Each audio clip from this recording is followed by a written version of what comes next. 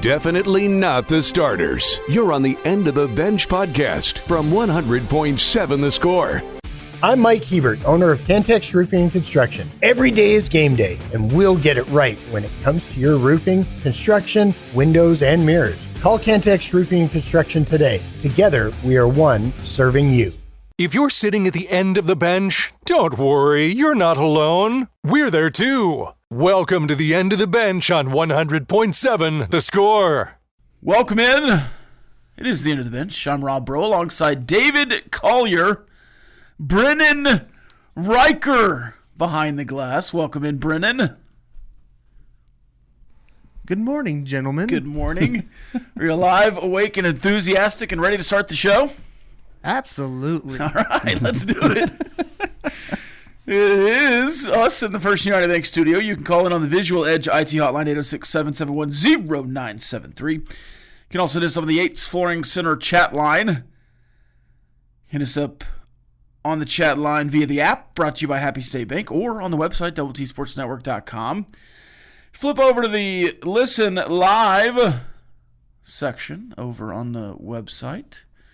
Click on 100.7 The Score, and the chat wall's right there. It's Flooring Center chat line. You can also stream us on Fox 34 News Now. See Collier's pretty face. Or YouTube, youtube.com/Double-T Sports Network. You can find the Red Raider Recon there as well, where we talked special teams this week. Collier, I have a question for you. Oh boy. Let's just jump right into it. Okay. I probably don't have the answer, but that's what I'm here for. Well, it's an opinion-based question, Okay. so no worries there. If you have an answer or don't have an answer, it's probably still an answer. That's how subjective questions work. The Texas Tech Red Raiders special teams. Punter, back from last year. I think if he just repeats what he did last year, you'll be fine. Coverage teams, I think with the depth of the defense, you feel pretty good that you'll have some fresh bodies. And the depth at, receiver and tight end and some of those places. Running back, you'll have options, right, to cover and protect. Mm-hmm. Yeah. Offensive line. So, not really worried about any of that. But after the spring game, you're a little bit worried about kicker, or at least I am. Well, most people. But you look at Upton Belenfont's stats from Buffalo, and here's the question after the long, ridiculous setup. If they didn't kick at the spring game, or if he had made most of the kicks at the spring game, the pair or trio, would there be any concerns about the kicking? Well, just the unknown of not doing it here. I mean, clearly you had been two other places and, you were still getting looks and you got money to come here. So I would think with their evaluation process, they would believe in him enough. And I'm still not necessarily concerned because I remember a year ago with the previous regime of kickers, if you remember the spring game then, they had to deal with the new end zone, and it was an issue then. And I think more than anything, it's getting used to it. The visual cues and and everything, and at least that was, I don't want to say the excuse, that's what everybody said after the fact. Not this past spring game, but the prior spring game for that group of kicking, that kicking unit. It was an issue then too. So, and it seemed like they kicked the ball okay last year, right? Once they got into game type situation, games period, it wasn't that big of an issue. I'll be concerned if it continues into the season. Yeah. I'm not concerned right now. Yeah, Kenny Perry in the fall last year was like, I don't know if we'll make a kick this year. Yeah, and it was because it was like, whoa. It was because, wait, hold on, I thought we were pretty pumped about it. Again, they didn't. What was it? It was a closed. Wasn't it 2 years ago that it was closed? I think maybe it was one of the scrimmages. But yeah, afterwards he was beside himself. It was just so. No, I'm not concerned. I think it's more of a getting used to the situation, sitting there kicking to the south end zone and it being empty is probably jarring for whatever reason, or just not kicking it. And then what are they going to do, especially the kickers, after they go to the practice field, do their kick at the end of warm-ups or at the end of practice and make sure people don't have to do whatever, give them that pressure situation. They're just going to be down there kicking constantly anyway. I'm not worried about that. Jacoby Williams will be the best Texas Tech kickoff returner since.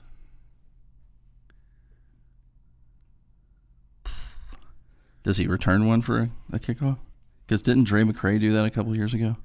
I don't think he ever got one all the way back. Jordan Brown got close. I could have swore it was a kick return for a touchdown. Maybe 2 The years last one ago? I remember all the way back, and I could be wrong, was like Kiki QT against Baylor. I thought somebody returned one 2 years ago. I thought it was Dre McCray, or maybe it was Jordan Brown against Houston. Maybe, man, I'm gonna have to look. Oh, okay. In Lubbock? Yeah, in Lubbock. Yeah, and it went to the northwest. Yeah, the Donovan return. Smith. Yeah, I'm pretty sure it was to the northwest, northeast end zone. Well, it's fine to say Dre McCray because he was pretty good last year too. Yeah. I mean, that's the way I'm going to judge it. All the way to Jakeem or something. I don't know. It's probably better to go further back. That was the first score of that Houston game was a 100-yard. Okay, yeah, that's what I thought. By yeah. Dre McCray. There we go. So since Dre McCray, and that's fine too because he was one of the best in the Big 12 last year. Yeah, I mean, it got him a CFL job. I mean, that's what he's doing now. I mean, I know that doesn't go that far back, but yeah, you probably would go Jakeem after that. I mean, before that, right? Reginald Davis. Reggie Davis also had one against Arizona State in the bowl game. Is that true? I did not do any research here. I'm just trying to remember the kickoff. Maybe a long return. Maybe was it a touchdown? Maybe it was a long return. I think he had at least one touchdown in his career. Kiki QT had the one against Baylor that I remember. But you haven't had a lot of explosive kickoff returns since kind of that stretch. I mean, there was a real stretch. Obviously, with Wes. Like Chidarius, what was his name from Alabama? When you said Chidarius, I immediately thought Tony, and I know that's not right. No. He was like the king of catching every ball and trying to return it and stopping at the 15. There's a handful of people I think of. Wes, I think Antonio Perkins at OU. Is that who it was? I can't remember. There was a guy at OU that him and Wes basically went back and forth. But yeah, if you've got a guy that's anything like Jakeem Grant or Wes Welker, I think I'm not going to complain in any way, shape, or form, even if he's Dre McCray. Yeah, I mean, and it could be that he's not even the main kick returner. You have a lot of options. If Roy Alexander is not kind of broken into the rotation at receiver because Coy Aiken and Reggie Virgil and Caleb Douglas, and you're just running a bunch of 3 receiver sets, or if Kelby Valson or anybody else kind of gets over him, Roy Alexander could be a guy that returns kicks and punts, or Micah Hudson could be a guy that returns kicks and punts. Mm-hmm. So I feel really good about the special teams unit as a whole, but for whatever reason, that spring game kind of sticks in my mind. Definitely not the starters. You're on the End of the Bench podcast from 100.7 The Score. Welcome back, 100.7 The Score. It is the end of the bench. Old Razzle says, King of the Hill legend Chuck Mangione. What an embouchure on that guy. I think it's not the trumpet. Is it the flugelhorn? Is that what Chuck Mangione played? I'm going to be very honest. I have no idea. If you were to tell me that was a trumpet, I'd be like, yeah, that's totally a trumpet. It's trumpet-like. You know, there's the alto sax and the soprano and the bass. It's got the concept of a trumpet. It's a concept of a trumpet, yes. The concept of a plan, too. You could also, it looks like a miniature tuba. You could say that as well. Yeah, it's the. I'm making the argument. It's like the alto trumpet. It's not quite a baritone. It's the flugelhorn. It's not quite a baritone. It's a. I'll put it this way. I'll be honest, I sound like a real nerd right now. Well, I'm going to be honest here. I don't know either, but I remember seeing the flugelhorn for the first time as a band dad in recent years, and I didn't know it was a flugelhorn, but whenever I just double-checked, yeah. Okay, all right. Riker, you sound much better than you did earlier in the week. I'm glad you quit the cigarettes. So, Monday, lost my voice from screaming and yelling Saturday, Sunday at the Rangers game. And so I got my voice back. Good. Glad you did. Also, bullfighter with a vomit emoji, and I don't co-sign that, Brennan. Maybe glad you're here. Maybe he went out and had a good time last night. Maybe so. He's just not feeling good. Bullfighter. Yeah, certainly not anyone else. Yeah. Well, let's do some headlines. We've got quite a bit to go on today. You know, you wouldn't expect it with not a lot going on, but the Houston Astros lost to the A's last night, and we hate to see that. We really do. That's the home of the Astros. It's the home of the Astros, especially after the Rangers just swept them. You'd think the A's would be down, but they beat the Astros 5-2. Jason Alexander took the loss and was responsible for all 5 athletics runs. Luis Severino struck out 8 on his way to the win. Seattle Mariners took care of business against the Los Angeles Angels of Anaheim 4-2. Yusei Kikuchi took the loss, giving up 3 runs and only lasting 4 2/3. The Mariners also got better last night by trading for Josh Naylor out of the Diamondbacks. The now former Diamondback is hitting .292 with 11 home runs and 59 RBI. The Mariners sit Brandon Garcia and Ashton Izzy, prospects to the D-backs in the deal. You kind of watch for initial reaction to that kind of stuff, and I saw a lot of people saying the Diamondbacks got fleeced. Really? For that. And so I guess they weren't high-level prospects going back for Josh Naylor. I wish the Rangers would get a first baseman like Josh Naylor. I think we all do. The Rangers were off last night, so the Major League Baseball standings look like this in the AL West. The Astros still at the top. The Mariners get a game back on the week. They are 5 games behind. And the Rangers gain a half game on the leader. They're now 7 back. In the wild card, the Rays and the Rangers are tied as the 2 teams just off the wild card picture at a game and a half back of the Red Sox. And in college sports, Donald Trump saved them yesterday. What does that mean? Nobody knows. I read what happened. In fact, I've read pretty much everything that's happened in the House settlement and the this and the that. And I'm going to be honest, I should have given up weeks ago because I'm completely lost. Yeah, I didn't see. Again, I don't understand it near as much as you. I've read stuff. I haven't read enough, but it's confusing to me how whatever was the executive order that was signed yesterday is any different than what currently is in place. Fair market value, right? Everything except for he doesn't want college athletes to be professional athletes, but if college athletes are being paid, they're professional athletes. So that's out the window. I don't know how that saved college sports in general. I think it just continued on the path that we're currently going on, and I don't see how that helps gymnastics, softball, all the Olympic sports that were apparently also very important to be saved.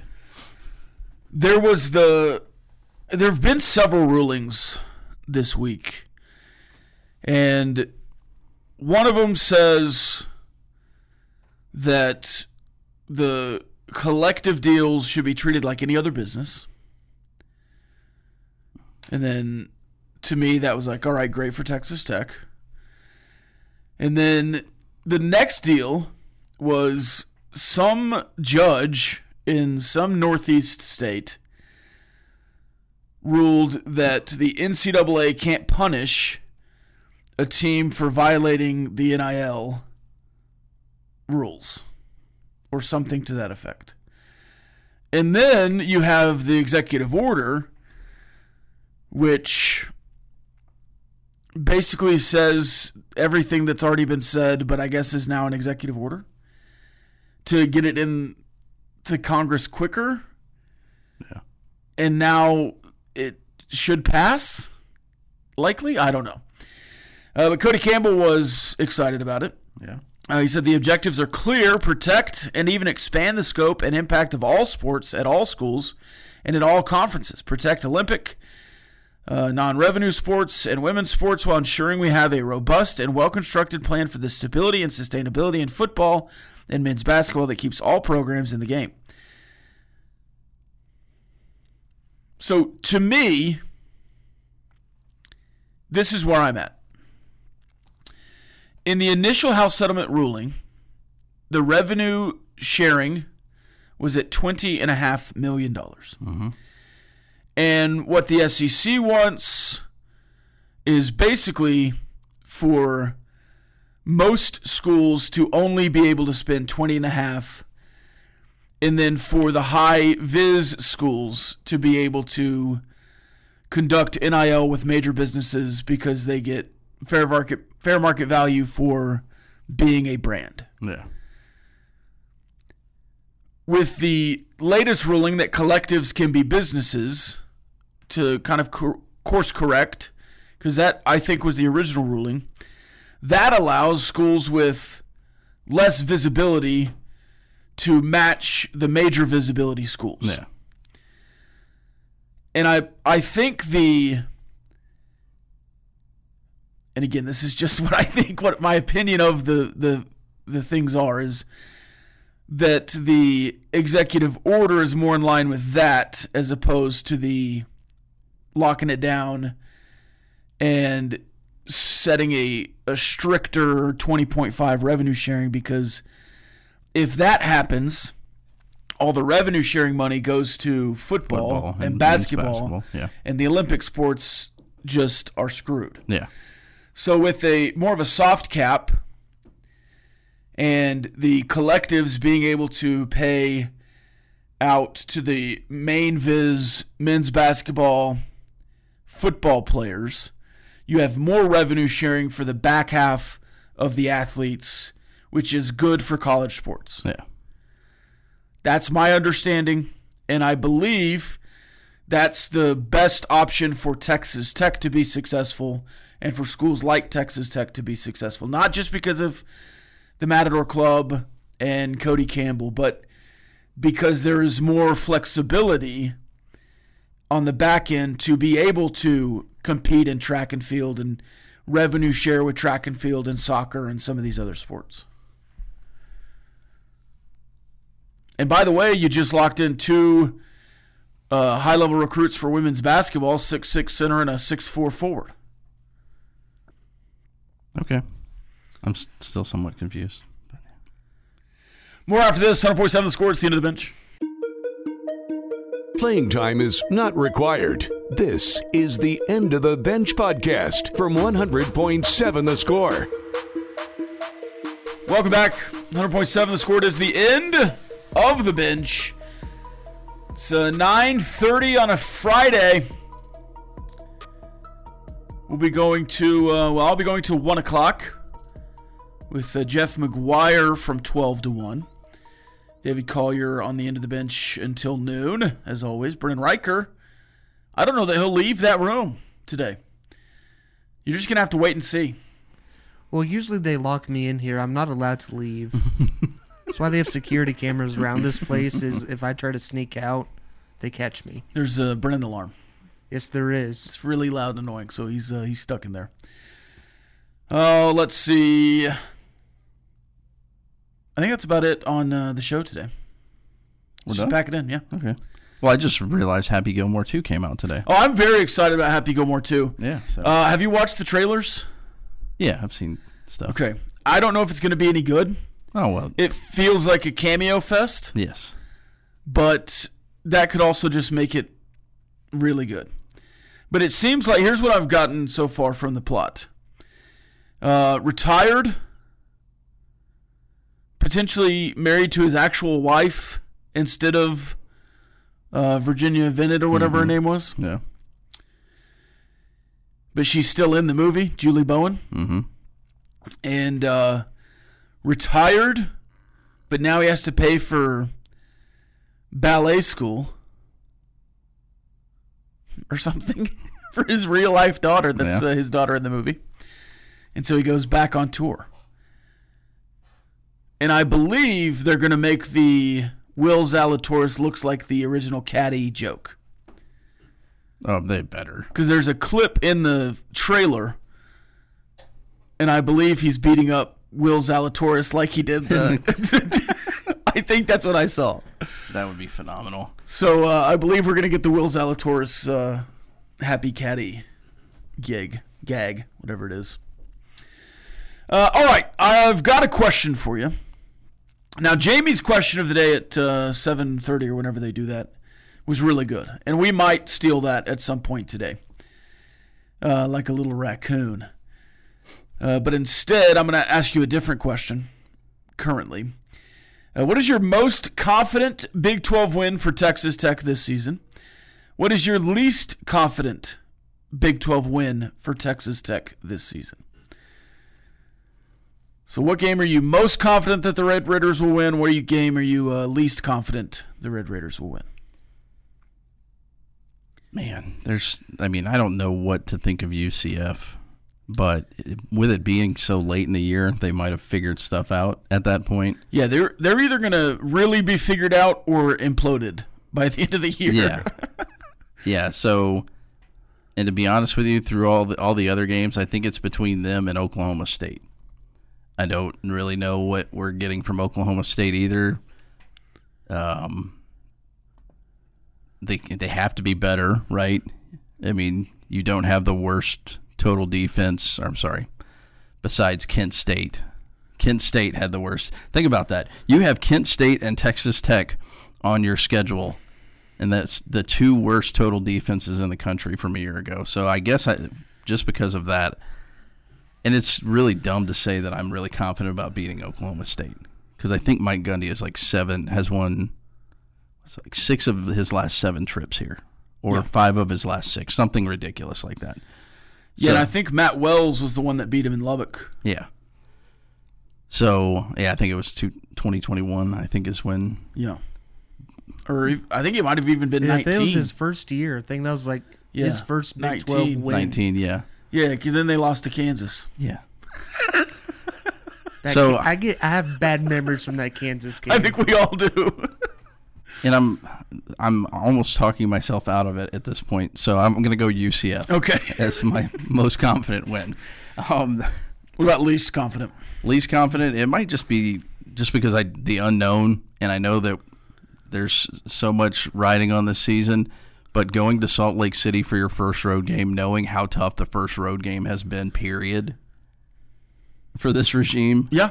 I think I'm going with that one because everybody believes in Utah this year. You don't know what you might just be riding high, 3-0, we're playing great, and then you just get punched in the mouth. And how do you respond for the first time with 2 new coordinators on the road, with a brand new team that has just been rolling along and is probably ranked pretty high at that point, even though I get it's not. You're going to be ranked in the period. Yeah. You're going to be ranked in the preseason more than likely anyway, and starting 3-0, a lot of people are probably going to be high on you, and everybody knows about you with the money you've spent. So I'll go Utah is the one that scares me the most. Brandon, what do you say? For my most confident Big 12 win, I've gone back and forth between Houston and UCF. For this show today, I will say Houston. You should be better than Houston in every facet of the game, including you'll probably have more fans in the stands than they do. I mean, Houston does not care about football. You should go on the road, dominate in what will feel like almost a home environment for you. You'll do fine in Houston. My least confident win for Big 12 play, Kansas State. Haven't won in Manhattan since 2008. You haven't beaten Kansas State since 2015, and that was in Lubbock. So, and they're going to be a really good team. They're going to contend for a Big 12 title, and that's November 1st. How do you perform in November? We'll see, but that's not going to be an easy place to play at all. Yeah, that would be my number 2. I didn't give you my choice between the two, but that would have been number 2. And what would I be? I mean, I'm certainly not the vice president, but I'm probably like a treasurer or something like that for the Willie Fritz fan club. Yeah. So I couldn't pick that one just because I'm on the payroll. Heading into the 2011 season, Texas Tech all-time was 8-3 against Kansas State. Heading into the 2011 season, Texas Tech was 8-3 all-time against Kansas State. What is Texas Tech all-time record against Kansas State today? What was that year again? 2011. Yeah. So that was the Ron Prince year. Mm-hmm. They have one win. That might be Snyder back in 2011. Either way. Okay. Yeah, that is Snyder back in 2011. How many times have they played each other since then? Well, that would give the answer away. Yeah, I know, exactly. They haven't won any of them. So 8-11. I'm not good at math, clearly. They were 8-3 in 2011. 8-3. So we'll go 8-11 or 8-12. Well, they've won once. That's right, they did win that one. So 9 and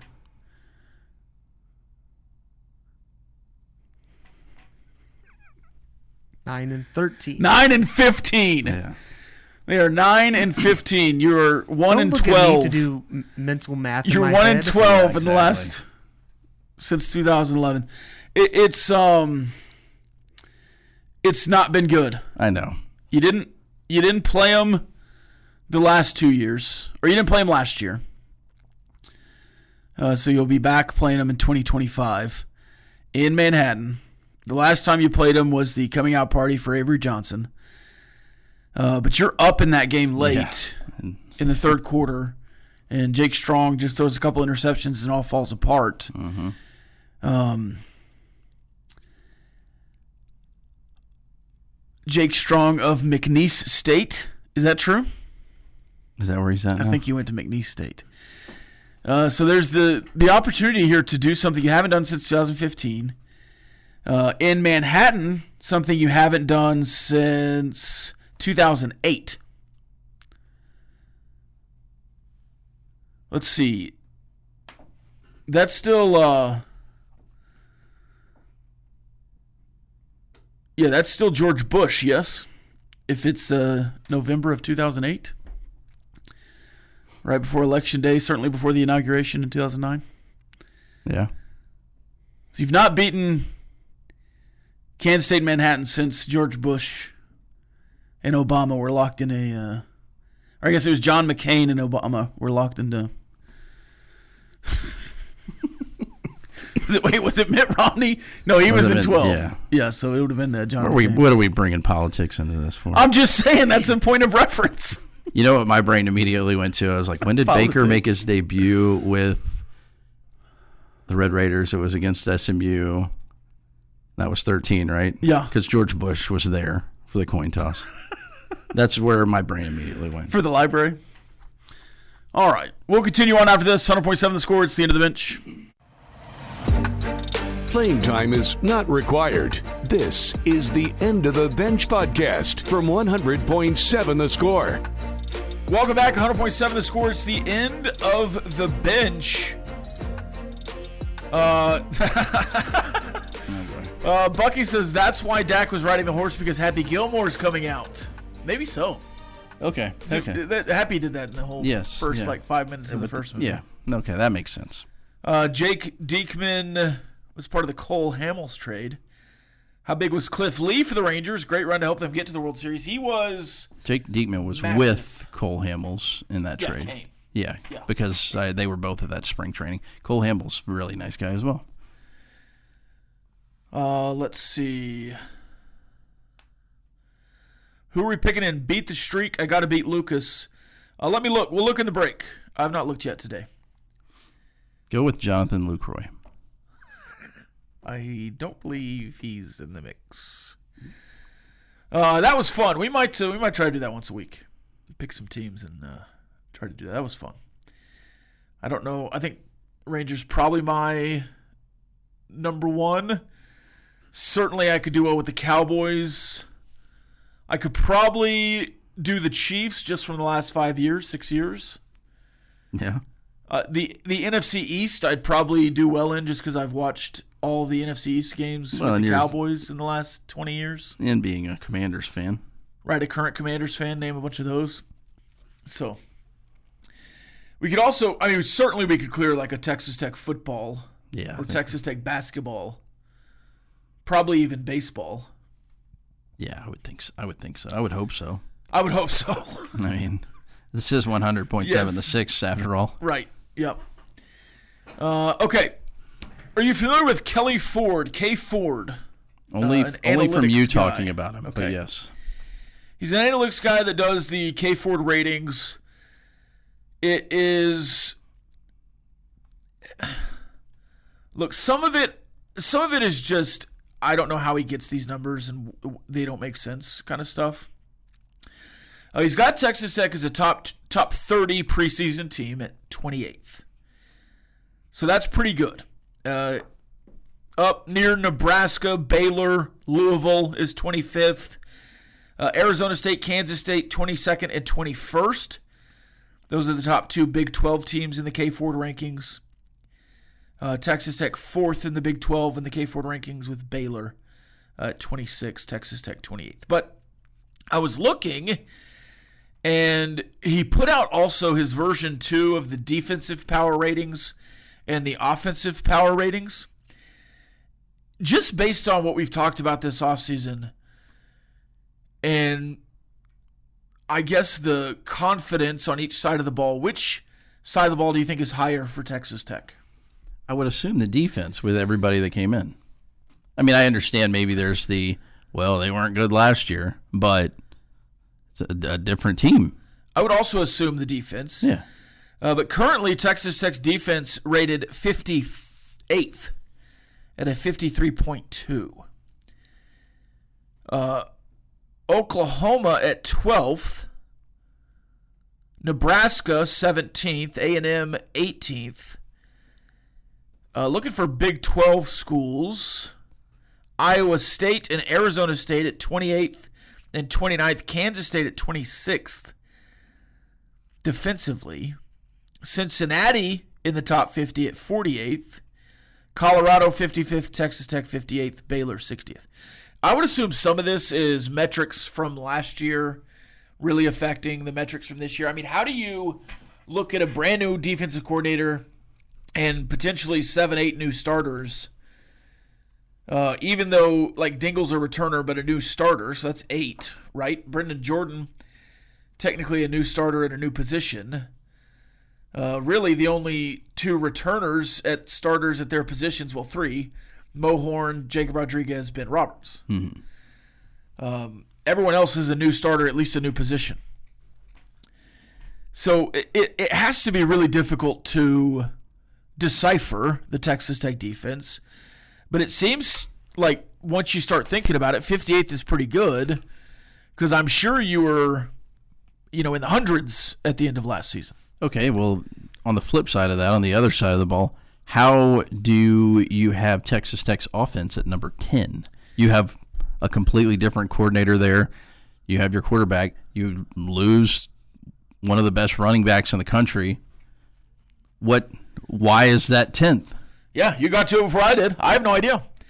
I appreciate it. Right? Yeah, I'm not gonna be mad at it, but it doesn't make sense. I think a lot of that is also the metrics from last year bleeding over, and you also have returners on that side of the ball. But Taj Brooks, I think Terrence Carter is a big addition. I think Caleb Rogers returning is a big addition, but I don't know that the metrics really favor Baron Morton because of the QBR and some of the analytical metrics. Yeah, you're 10th in the nation in offensive ratings according to Kelly Ford, and whenever people rank the quarterbacks in the Big 12, some people have Baron Morton 9. Yeah. Yeah. So, yeah, it doesn't really make sense. And not that I'm going to get on an Oklahoma tangent here, but I'm going to briefly. How on earth is Oklahoma's defense ranked, what was it, 12th? There were comments from Oklahoma fans, I'm assuming. But there were comments like, Oklahoma at 12? And I was like, oh, this guy's going to say that it's crazy they're at 12. And he was like, the lowest should be 3. No. Like, wait, what? Now, is that the strength of Oklahoma this year? Yes. But, and maybe I go back to what I always say really doesn't matter, and I probably shouldn't think about it as much. But I saw a Navy quarterback go like 80 yards against Oklahoma's defense. And if those guys are fast and a Navy quarterback should not be running up the middle 80 yards for a touchdown. Now, saying that, they did stop probably not a great Alabama offense in what was Oklahoma's biggest game of their year, right? I mean, when the defense played really well most of the season. Oh, the defense was good. And I do think that Oklahoma has a top 15 defense probably. And I'm playing that in conjunction. It seems like a lot of people are playing up Oklahoma as being like, I was telling you earlier during a break, Matt Hayes, who works for the USA Today, who's been a college football writer forever, picked Oklahoma to win the SEC.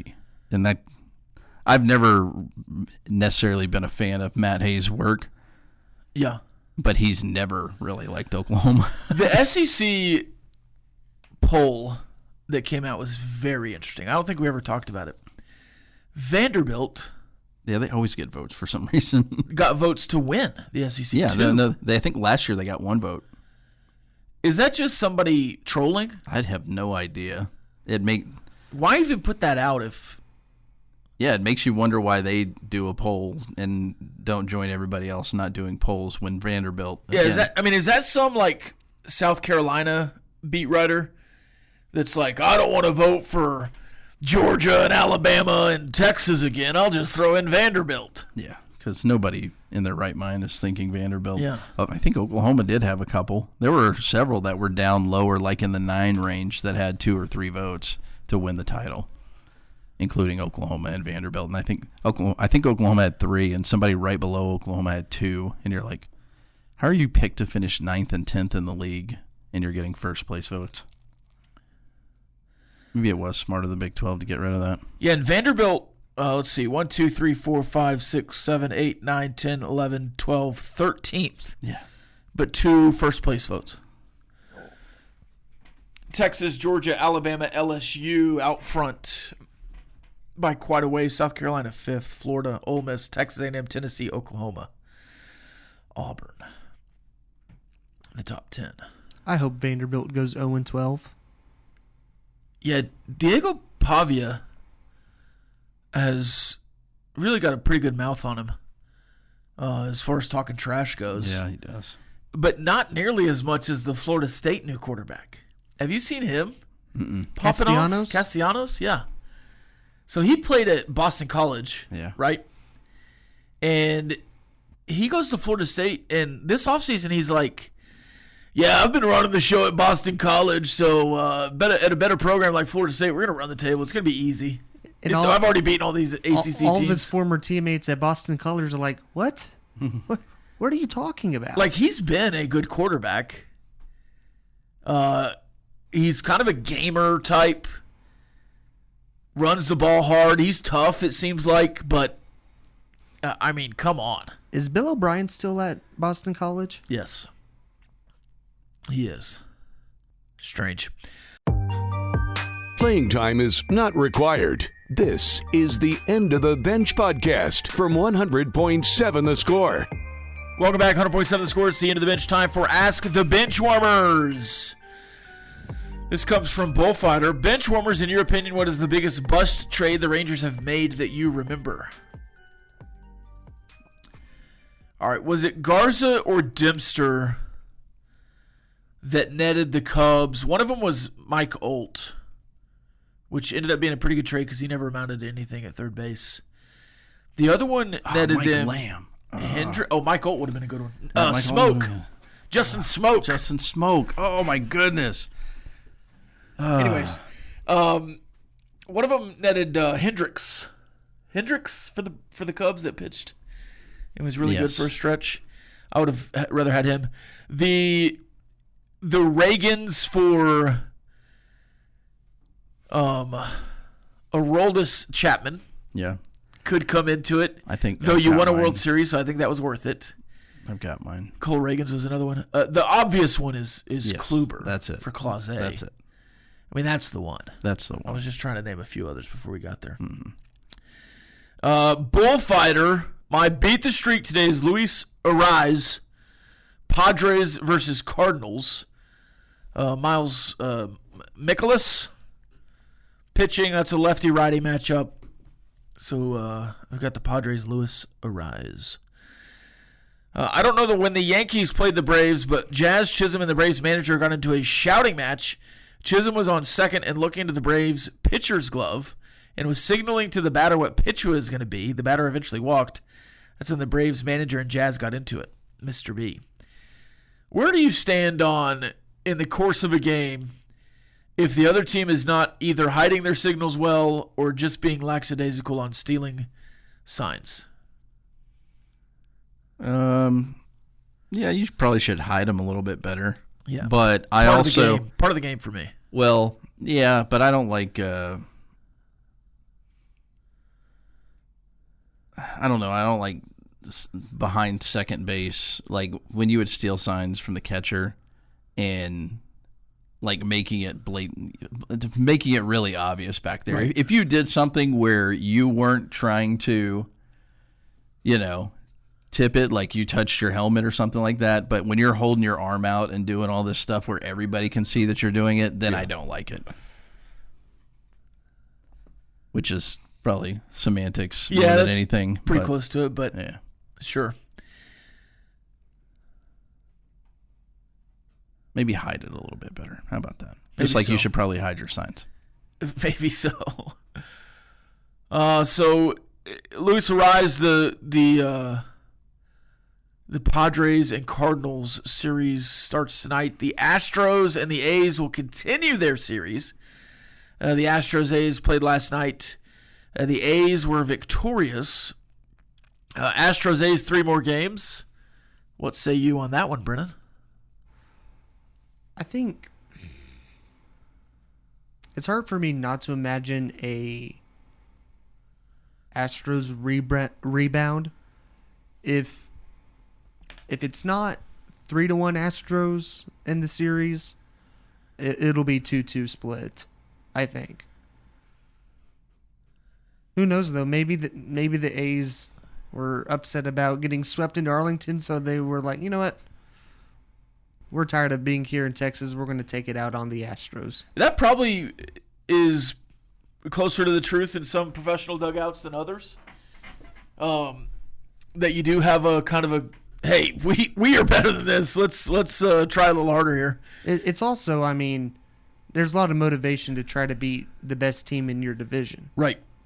I'll say a split there. I think the A's get one more, but no way the A's win that series, right? No way. I would hope. Well, we say no way. sake It's not. already 1-0 A's. I also, it's a 4-game set, so three games remain.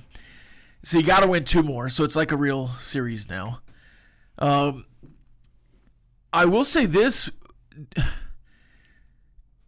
you have space between now and the All-Star break. Or the trade deadline. I don't think a bunch of trades are going to be made this weekend to really affect teams. Certainly there will be a few scattered through. But I really think the trades will heat up at the beginning of next week. Do the A's have a guy that gets sent off in the middle of the weekend that throws everything out of whack?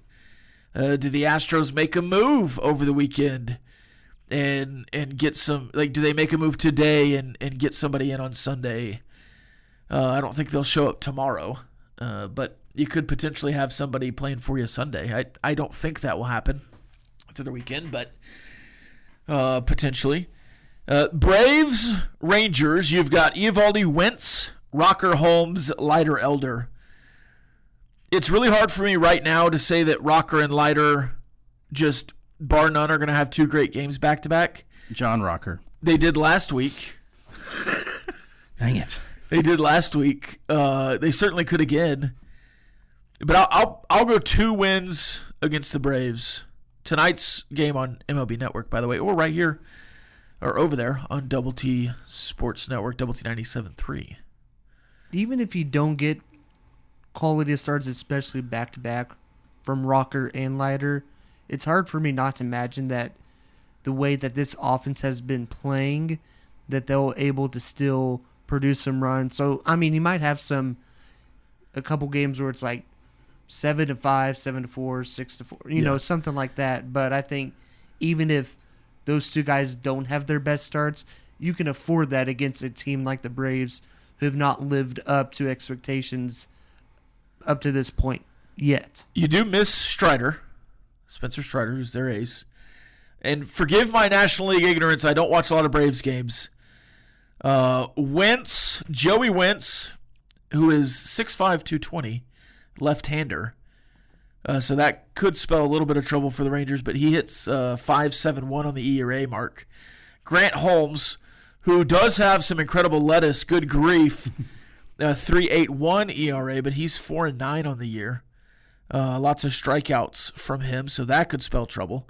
And then Bryce Elder, 5.63 ERA, 4.6 on his mark too. Of course, the Braves have just, lost games. They're way under 500 at 44.57. So everybody's going to have losses on their totals as far as the starting pitching goes, because they are losing a lot of games. So I do think it sets up for the Rangers to win at least 2.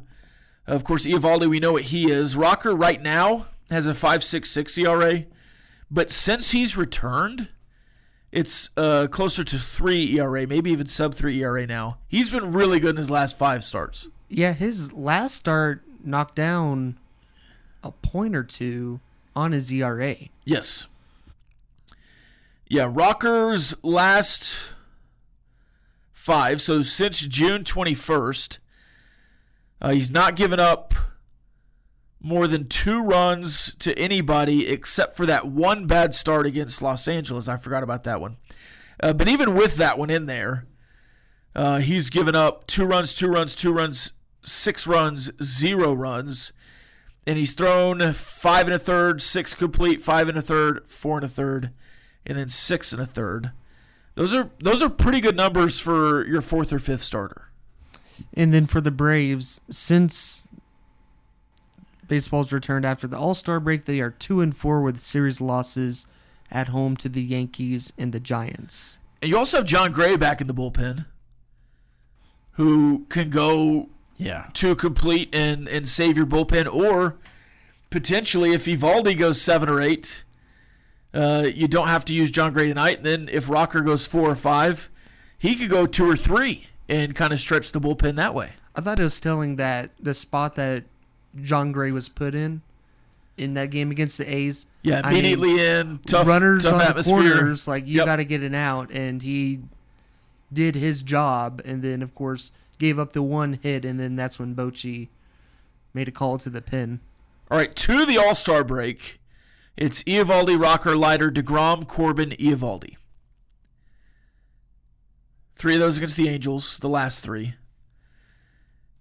You're already 5-1 since the break. I don't think it's crazy to say you'll go 5-1 post today. Then you have Seattle as 1 game before the trade deadline, but technically it's after the trade deadline because it's that night. I guess, does it go to midnight? I think it just goes to like 4 o'clock. Yeah, it seems like that would be an afternoon thing to make it a television show. Gotta get the faxes in. Get that last text in before we leave, too, from Resident Aggie. Oh, yeah. He said he ain't afraid to shoot a shot, got her cell phone number. Now, that's a big-time attaboy right there. Some of us in this producer's room / studio did not try to do that last night. This has been the End of the Bench podcast from 100.7 The Score. Go to 107thescore.com for more from the Double T Sports Network.